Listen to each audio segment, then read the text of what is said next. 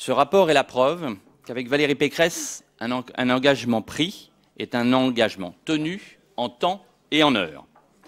Le déménagement du siège de la région était une promesse forte du programme que nous avons défendu en décembre 2015 et dès janvier 2016, nous le votions et en novembre, nous avons choisi le site. Et c'est dès le mois de janvier prochain que la première phase du déménagement débutera, entraînant des économies considérables pour les budgets régionaux. Et c'est ça, l'efficacité. C'est donc dans ce cadre que nous sommes amenés à voter aujourd'hui le plan de déplacement de l'administration. Voter ce rapport, c'est d'abord prendre en compte les orientations de la loi sur la transition énergétique, mais également respecter les dispositions du plan de protection de l'atmosphère.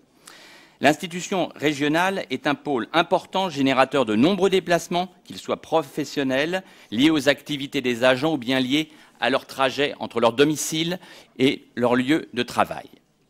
L'objectif de cette délibération est donc d'identifier, de mettre en œuvre et d'évaluer un ensemble de mesures opérationnelles destinées à optimiser l'accessibilité au niveau du siège de la région. 90% des agents du service public régional utilisent les transports en commun pour se rendre au travail. Il est donc important de mettre en place une campagne d'information sur le territoire de la zone des docks, tant sur les nouveaux développements et services que sur la nouvelle offre de transport. 4 lignes de bus sont en mesure aujourd'hui de desservir le futur site qui va accueillir notre région et permettent de se raccorder au réseau ferré régional. Les lignes 85 et 173 permettent notamment de se connecter à la ligne 4 du métro. D'autant plus que le rapport du 3 octobre 2017 d'Île-de-France Mobilité indique une adaptation de l'offre de toute ou en partie des lignes 66, 85 et 173 pour répondre au développement de la zone des docks.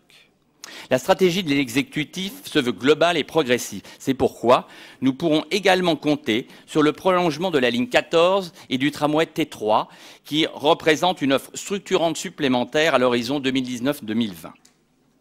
De plus, la région a vocation à devenir une administration 2.0 et ce plan met en œuvre également la possibilité pour les agents de la région à disposer d'informations en temps réel sur l'offre de transport. Le nouveau site le permettra. Partant du constat que 14% des agents vivent à moins de 30 minutes à vélo du futur site, ce rapport propose la mise en œuvre d'une information complète sur les aménagements cyclables et les cheminements piétons, mais aussi va faciliter l'acquisition, la maintenance et la sécurité des vélos pour les personnes qui privilégieront ce mode de déplacement. L'ambition de ce rapport est également d'inciter à un usage de l'automobile mieux partagé et plus responsable, en favorisant l'usage de covoiturage, en optimisant la flotte de véhicules et son usage, et en adaptant l'offre de stationnement au fonctionnement du site. Enfin, il est indispensable d'adapter le mode de fonctionnement de l'administration régionale aux nouveaux enjeux et aux nouvelles facilités que permettent cette implantation.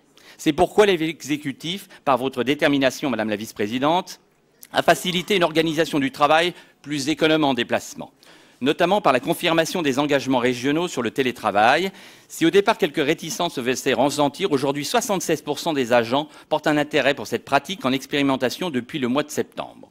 Monsieur le Président, Madame la Vice-présidente, nous voyons bien là que c'est une délibération de bon sens, réfléchie, qui s'est attachée dès le départ à prendre en compte les demandes des agents, à répondre aux demandes de nos concitoyens, tout en respectant nos engagements environnementaux et sociaux dans le cadre d'une stratégie régionale globale.